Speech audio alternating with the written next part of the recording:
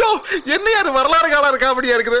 வழக்கமா ஒரு பொண்ணை யாரோ ஒருத்தர் துரத்துவாங்க, போலீஸ் வந்து காப்பாத்து. இங்க கதையை உள்டாவா இருக்குதே. எனக்கு சொந்த ஊர் திருச்சி சார். பேங்க் எக்ஸாம் எழுதுறதுக்காக வந்திருக்கேன். என் ஃப்ரெண்டோட அட்ரஸ் தொலைச்சிட்டேன்.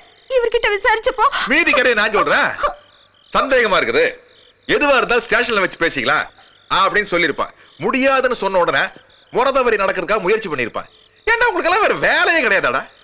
நான் டவுசர் போட்ட காலத்துல இருந்து சத்தியமங்கல காட்டு பகுதியில ஒருத்தர் இத்தா பெரிய மீசையை வச்சுக்கிட்டு இருக்கிற சந்தன மரத்தை எல்லாம் வெட்டி வெட்டி வித்தா அந்த ஏரியாவையே ஃபுட்பால் கிரவுண்ட் மாதிரி ஆக்கிட்டா.